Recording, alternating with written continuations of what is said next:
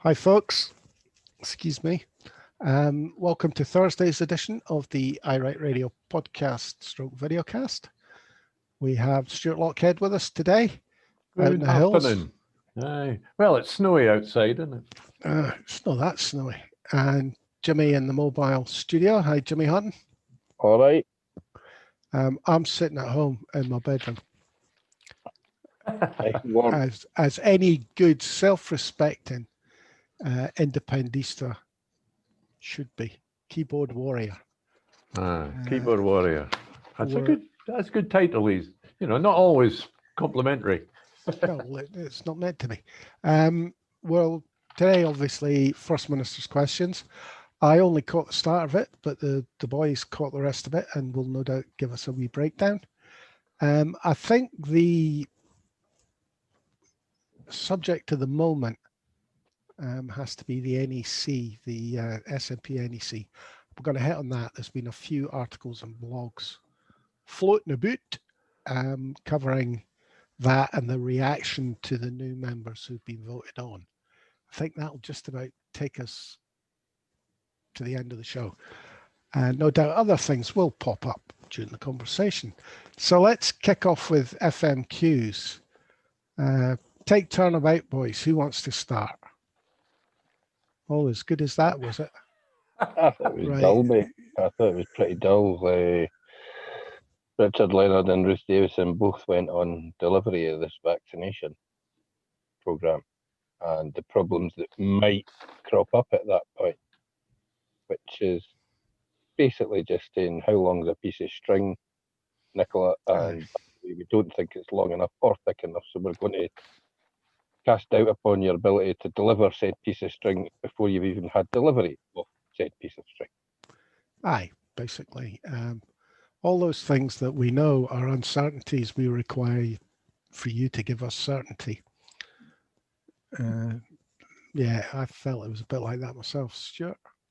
I thought the First Minister probably said, phew, because, she was obviously quite happy to talk about the vaccination and it's good news, from her point of view, that's what she wanted to talk about. So she was happy.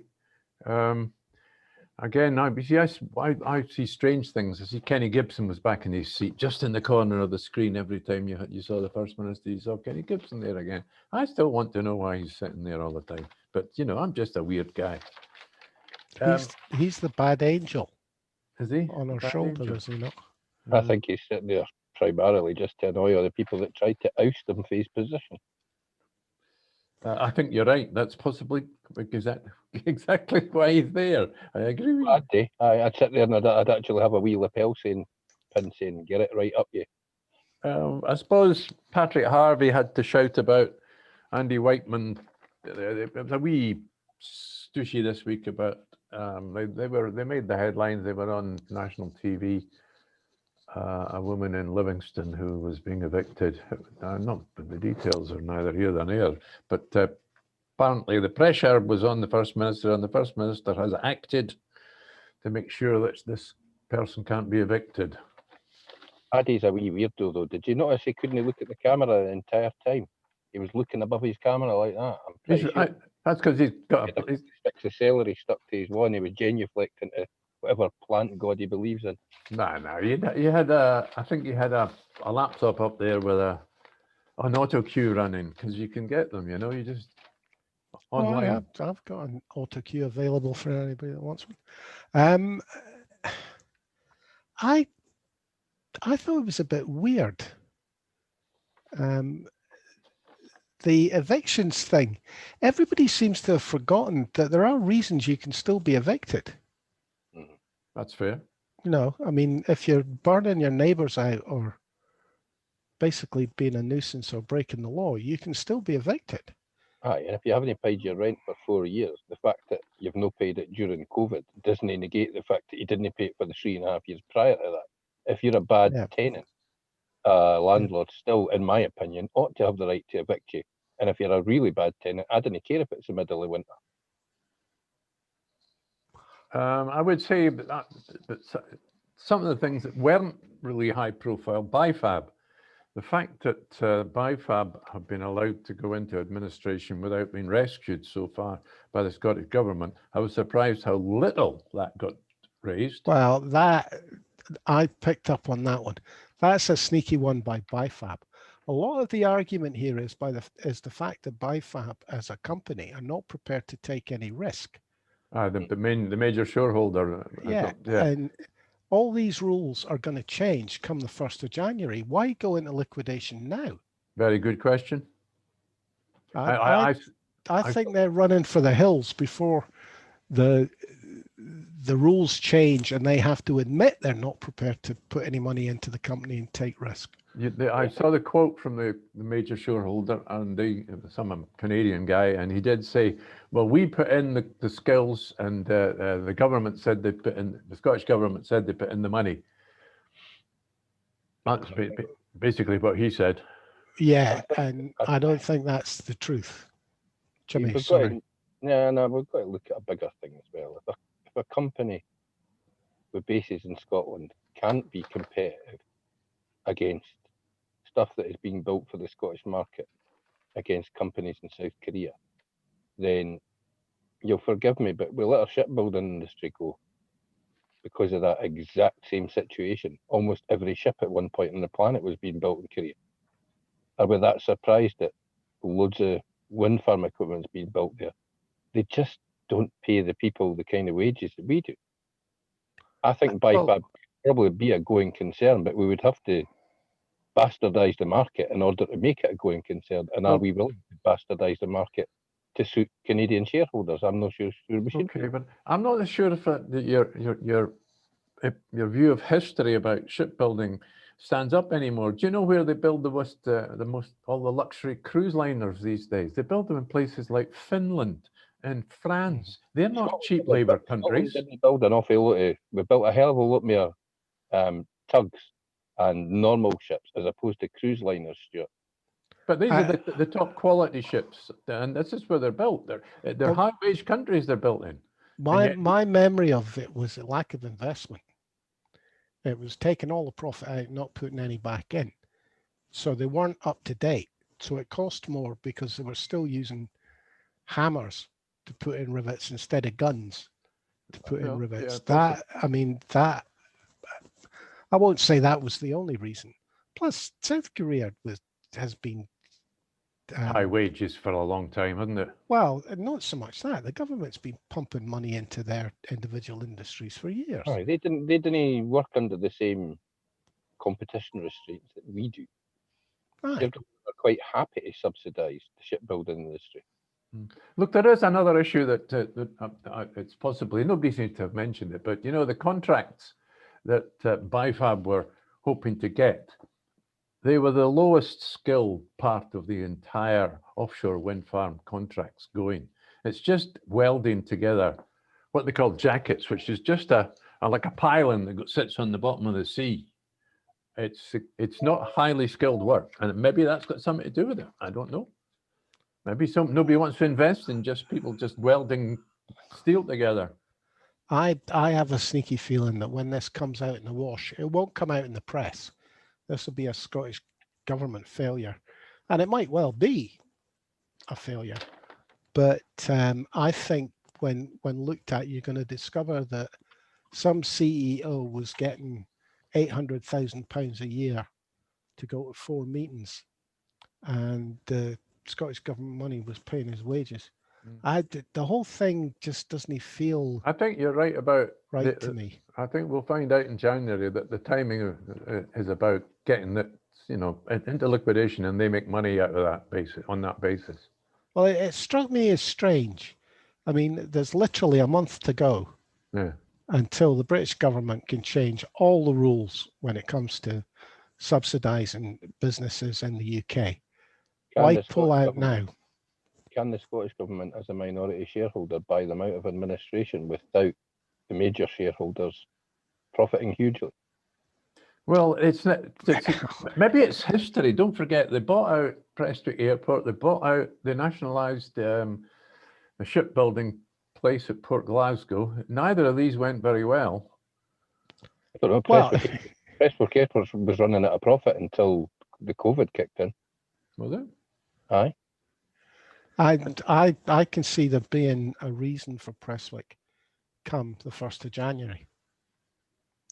I could see there being big transporter planes coming in there to take goods into Europe or wherever. Well, it's quite possible. You take somewhere like Cardiff Airport, you know, they don't really have that many flights, but they've got an enormous servicing department.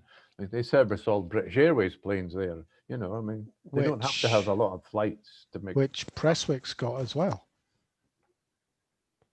There's a lot of aircraft industry. Well, yeah, exactly. That's all I'm saying. You don't have to have a lot of passengers to make it worthwhile. No, well, I'll be interested to see, and it'll take months to get to the bottom of BIFAB. But I think the mistake the Scottish government might have made was getting involved in the first place. Yeah, well, there's another thing. It might just be a way to suck the life out of it. Can I mention Gordon Brown? No. The ghost of Gordon Brown appeared in the questions from Alec Rowley.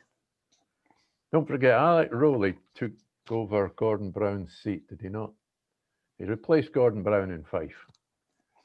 And so I always, everything he says, I think, oh, he's just speaking for Gordon Brown.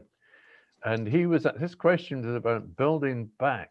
The idea is to invest in housing. Now, I don't know if you noticed that Alex Neil and Alex Salmond had an announced initiative, a joint initiative with Alec Neil. I'm not sure if you saw the quality of it. Did you read the summary of what it's about? Well, it's about building back and investing in certain sectors. Yeah. I mean, they were on about more housing, etc. Yeah. It just struck me as a little odd that you know, this Alex Salmond, I think he's possibly flagging up something he might be covering, an issue he might be covering in his own show on television, you know, his own TV show. I'm sorry, you've got me. You were on about Alex Rowley. What's the question? I don't know. It's like does Alex Neil speaks to Gordon Brown? You know, because Alex Neil is that kind of, he's a bit of a rebel, isn't he? Lanarkshire. And what's this got to do with Gordon SNP? Brown? Well, Gordon Brown and Alec Rowley. I'm going to say I think Alec Rowley is the mouthpiece for Gordon Brown. Oh, right. Okay. Same subject, you see. And you think Salmon's mouthpiece is? Well, Alec Neil. I'm surprised that they're working together. It just struck me. I wonder what's going on there. Maybe I'm just imagining. Well, I think I don't think Brown cares if his views get bashed about at Holyrood.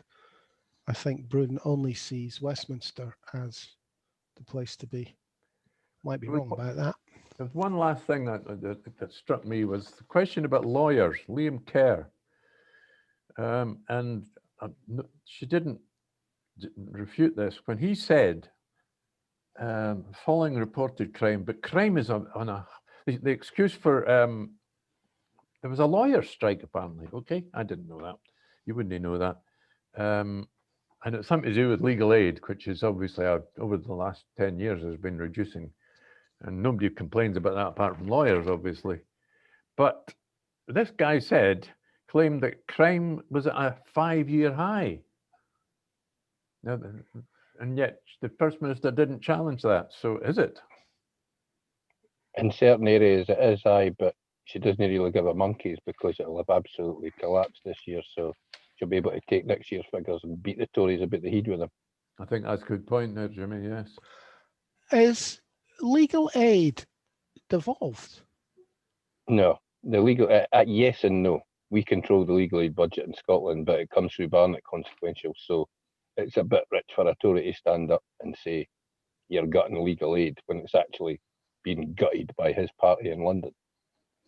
Because I mean, I know I saw some figures for junior barristers and they're not on a lot of money. You know, we all think lawyers are rolling in it, but a lot of them are sort of on the between 20 and 25,000 a year because their legal aid's been slaughtered.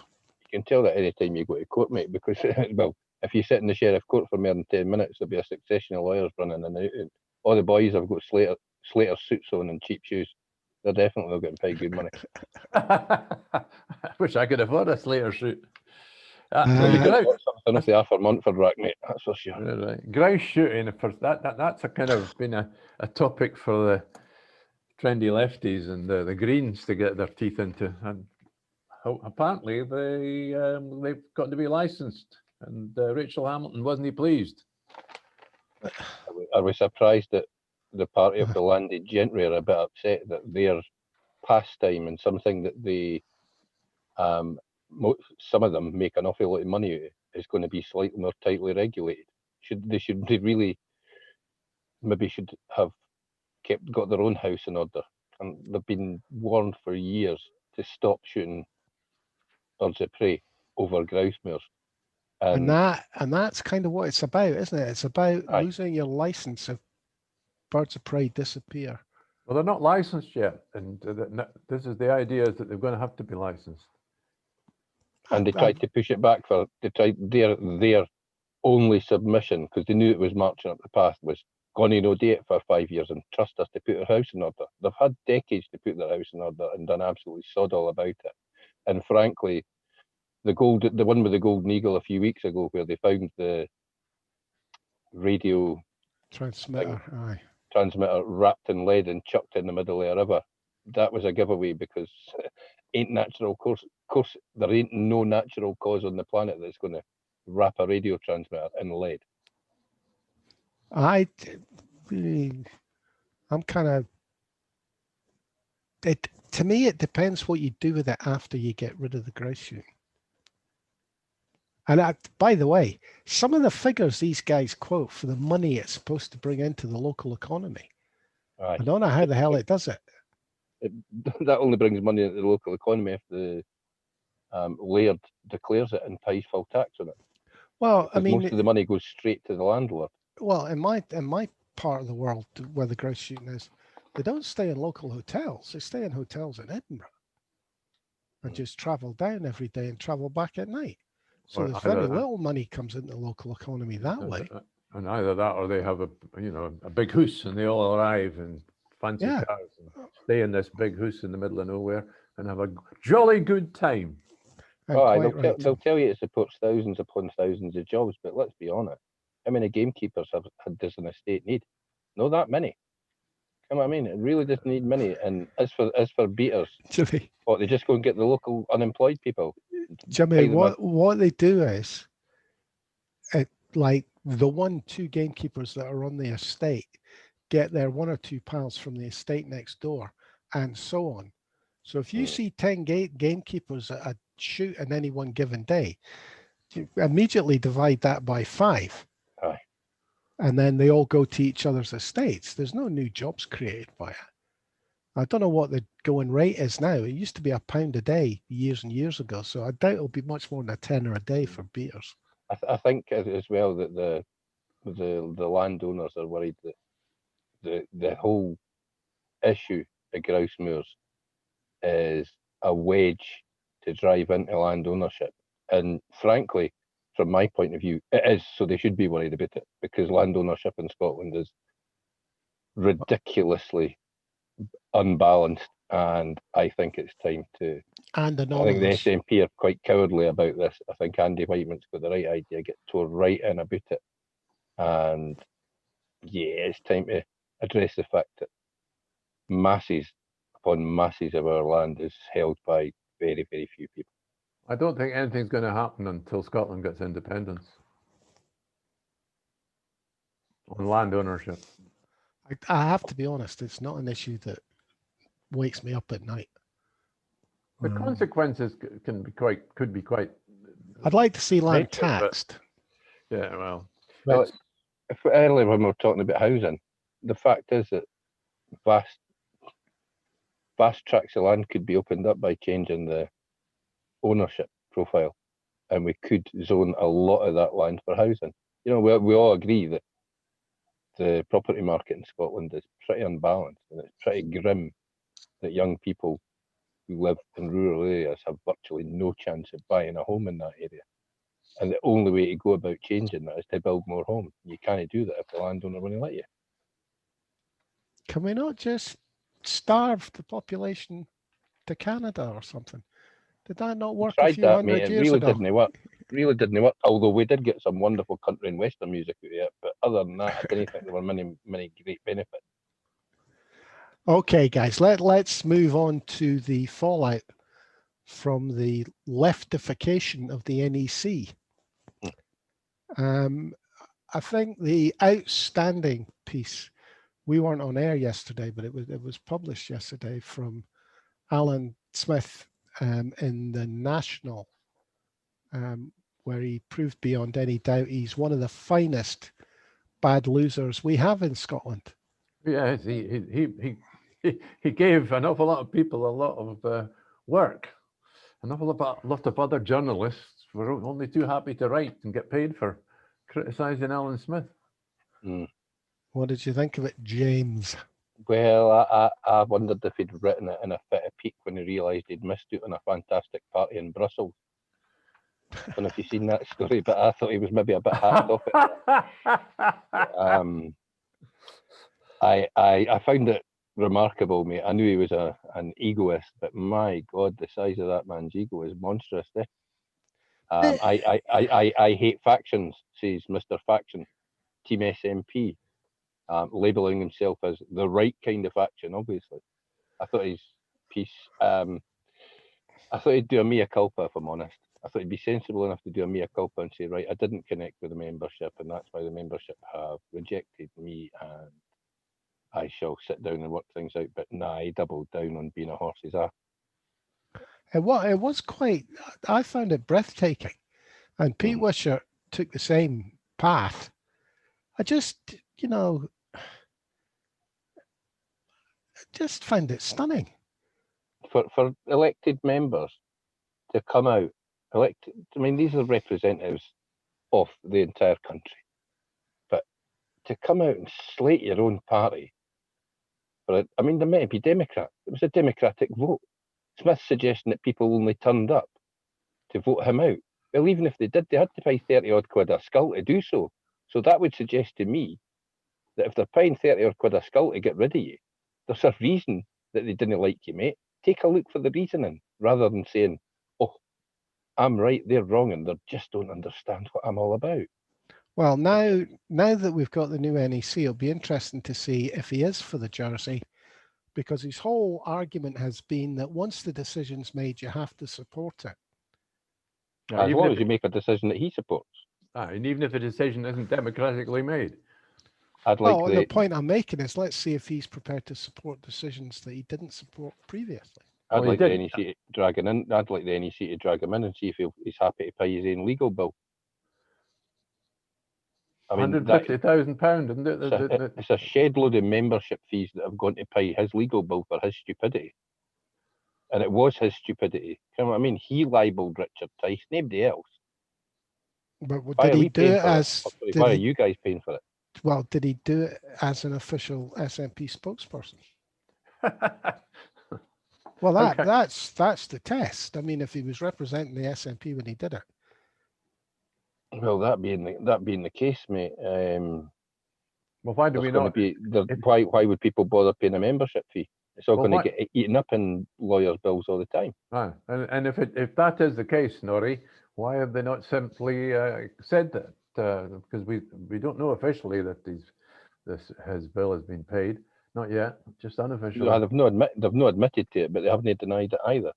Interestingly, Alex Salmond was absolutely a spokesman of the SNP when he committed no crimes and ended up with a £500,000 legal bill. The SNP never offered to pay that, did they?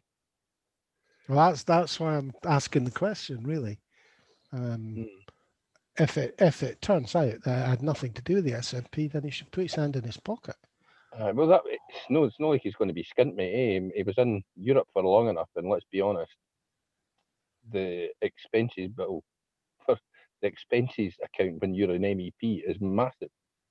So he should have a few quid in the bank to cover his own lawyer's bill rather than letting members pay it. Also, I was annoyed by his statement about Salmond apologists.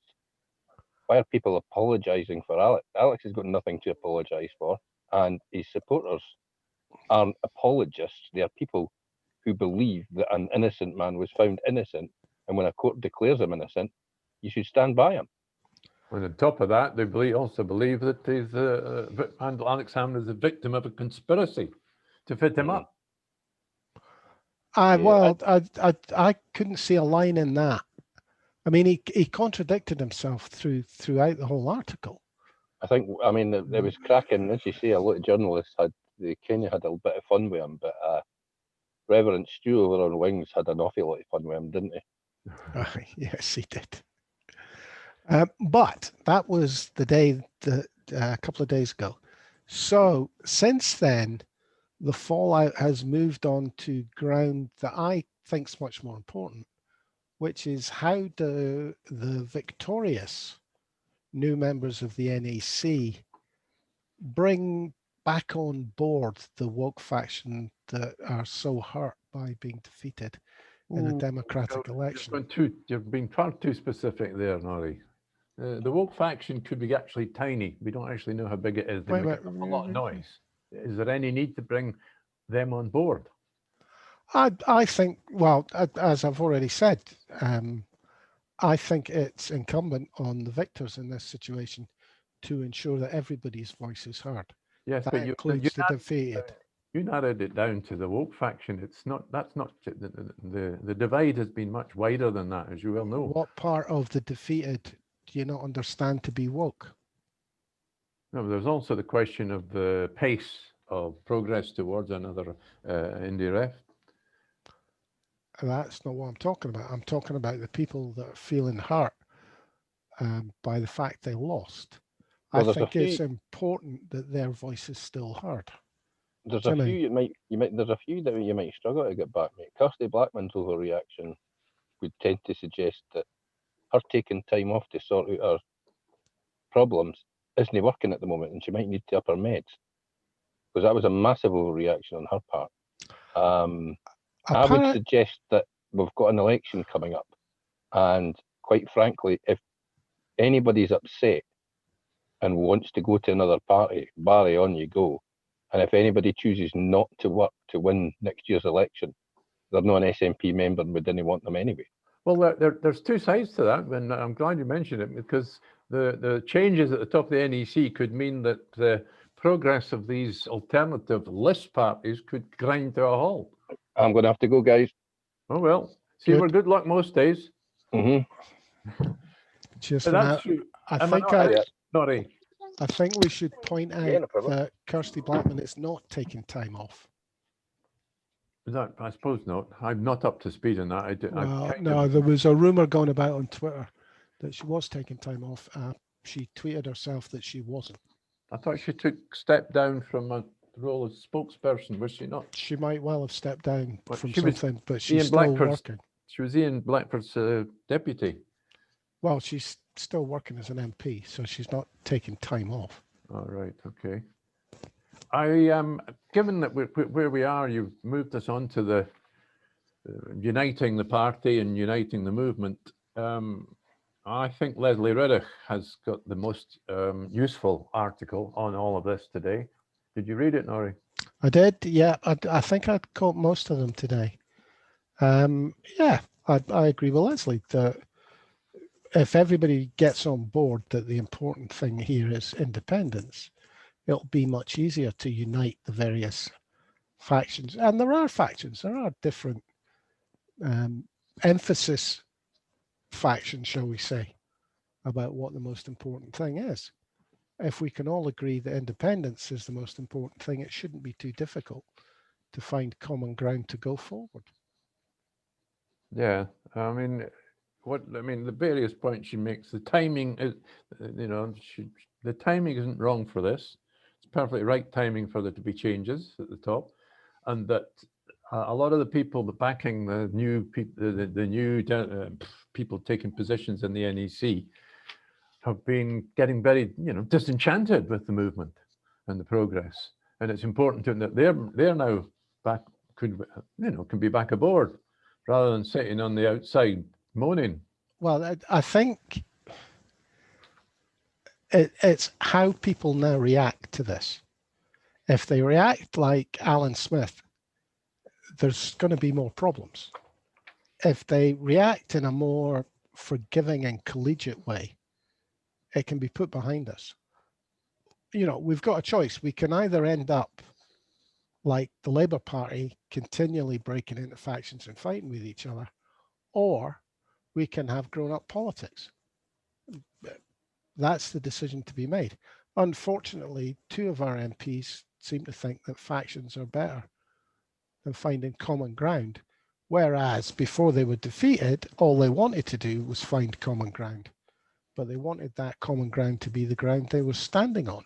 And are you talking about Pete Wishart and Alyn Smith? Yeah, so let's see. What about John Nicholson? He's another one. Well, yeah, let's see whether they're prepared to share the ground that these new NEC members are standing on. Or will they become antagonists, just as they accused the faction that managed to win the seats on the NEC are?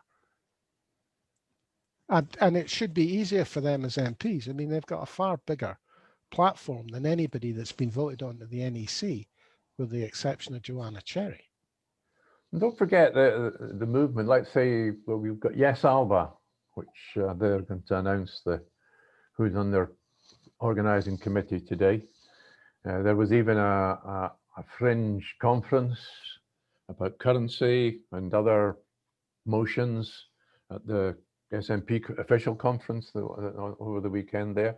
These were involved quite a lot of people whose concerns are now, you could say, back in the mainstream. I'm sorry, I think Yes Alba are irrelevant at the moment. I mean, that's to do with the Yes movement. We're talking about the SNP here, and we should not conflate the two. They are different things. Oh, of course, they're different things.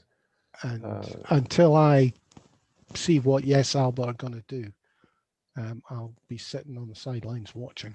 Well, the suggestion is that it's to be mirrored on an organisation in Catalonia, which you have experience with, well, I do not. Do you want to tell me what you know about this? Well, the umbrella group in Catalonia are organisers. That's what they do.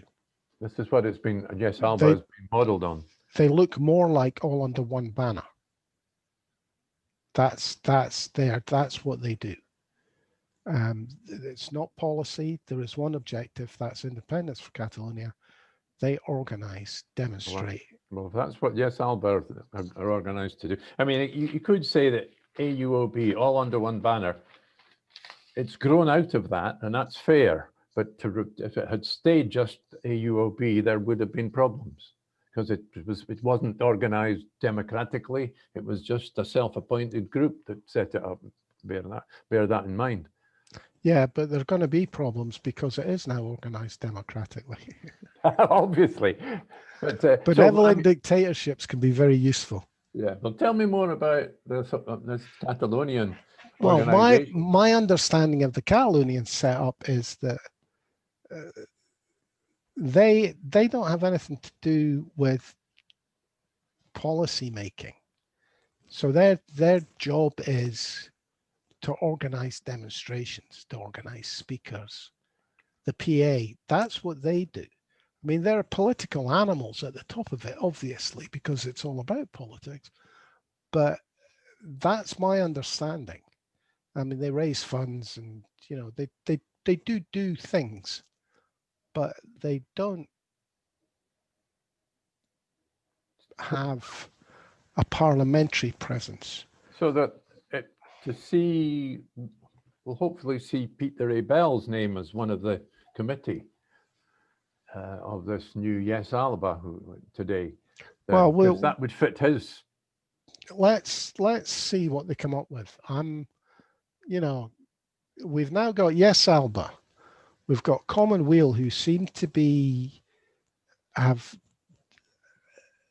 spawned this group within the SNP of left-wing activists. I'm not sure they're all left-wing. Well, I mean, if they're following Commonweal, what would you call them? Yeah, all right, but I'm not. Well, what would you call them? Greens. It depends what. Yeah, well, green environmental. Are they left wing? Why are they in the SNP then? Why aren't they in the Green Party? Well, that's easily answered, Nora. You can answer it yourself. Well, I mean, that's the point I'm making. That's where the power is in the SNP. They call themselves a Commonweal group, so as far as I'm concerned, that makes them lefties. You've got all under one banner. You've got Yes Alba.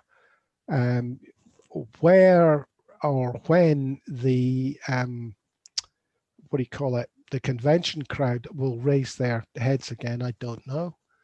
We could end up with 4 or 5 groups, 5 or 6 groups here, all of whom have slightly different shades of politics, all wanting independence and all arguing with each other about who's the most independista or left wing or right wing or whatever. Well, it's a danger, and we were facing the danger of too many pro-indie parties come next spring, next May's election. Right now, possibly, as I said not too long ago, it could be that the reason for 2 of them to exist could have disappeared with the changes on the NEC.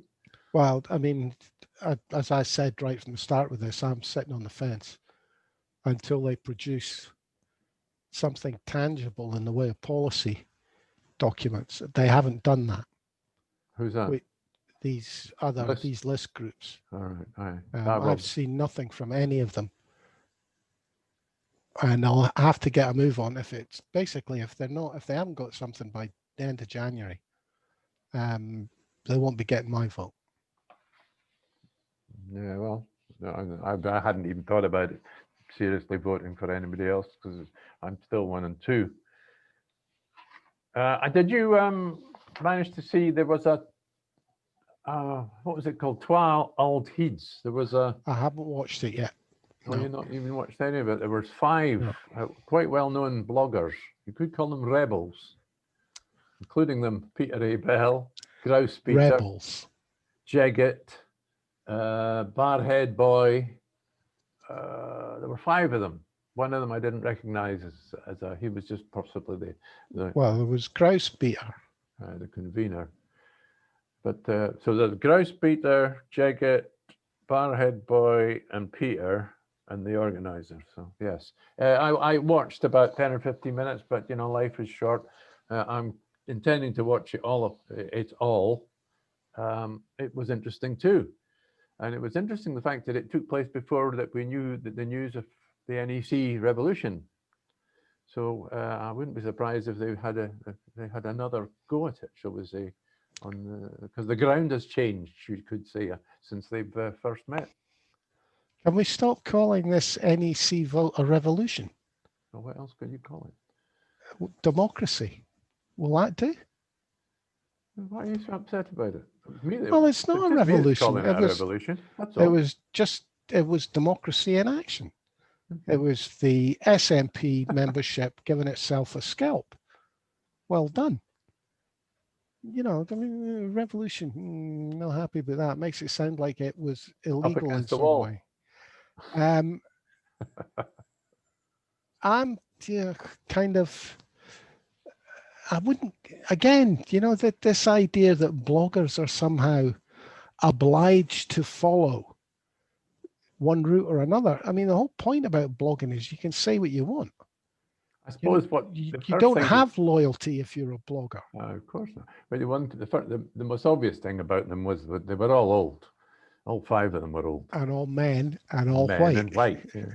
So that's and I have to say, as an old white man, and it was a delight to see us old white men finally getting a platform. There you go. And then what can we say about iWrite Radio? Well, and I know how often we have invited ladies to take part. Women, ladies. Well, I'm an old white man. I'll call them ladies. You sound like the golf club. And how many times they've gone, oh, no, didn't he really want to do that? So we have made efforts. Yes, we'll need to try harder. So if there's any women, out there, we don't care what color you are, what age you are, Oh, no, if you would like to come and opinionize it'd be with simpler if some they were old farts. young female in color, in any color you like, you know.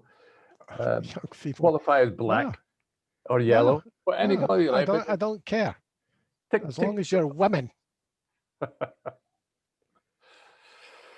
Hey, don't differentiate.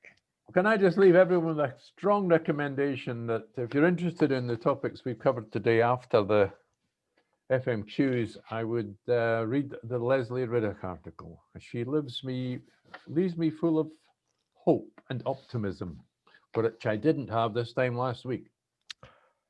Yeah. I'm not sure what Lesley's article, how it would have read had the New Look NEC been, had it failed, put it that way.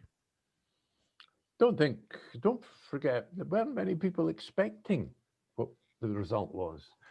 No, there weren't. No, there weren't, which was good news. Yeah. Yeah. I'll thank everybody for listening just now. Jimmy Hutton for being with us, even though he had to shoot off. Yourself, Stuart, for being with me.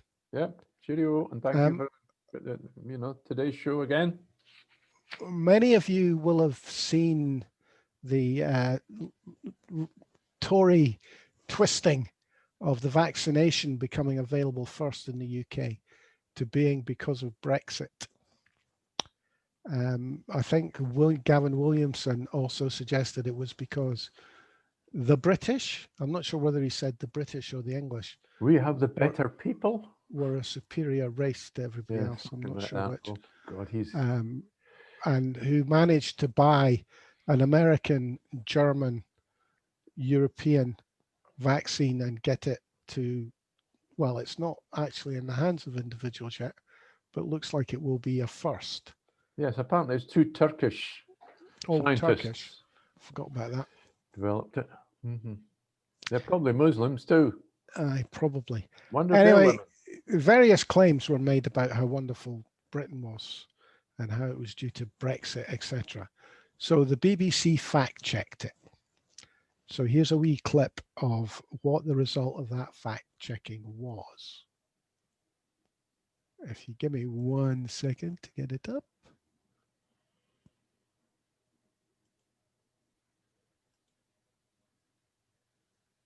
Now, this announcement that the UK has approved the vaccine.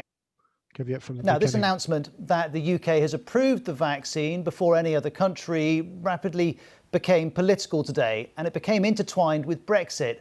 Talking earlier, Health Secretary Matt Hancock said, "We do all the same safety checks and the same processes, but we've been able to speed up how they're done because of Brexit." Another senior Conservative, Jacob Rees-Mogg, tweeted a similar message. But Brexit isn't directly connected to what's happened. The UK remains in a Brexit transition period under which it follows most EU regulations and processes. And under EU rules, a vaccine has to be authorised by the European Medicines Agency. However, individual countries can use a procedure that lets them diverge from that in health emergencies. The head of the UK agency that took today's decision has said, "We have been able to authorise the supply of this vaccine using provisions under European law, which exist until the 1st of January. The 1st of January being when the Brexit transition period ends. So in fact, any EU country could have used this same emergency law and fast-tracked the process." Here's Dr. Peter Lees, who's a member of the European Parliament. Germany, my country, would also have the option. It's not a Brexit issue. European law allows emergency authorization.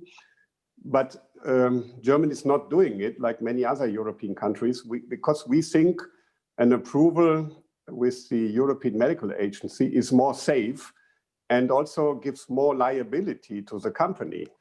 And BBC Reality Check has also looked at this issue. Its full assessment is online for you to read. It concludes the fact that the UK is the first country in the world to approve this vaccine has got nothing directly to do with Brexit.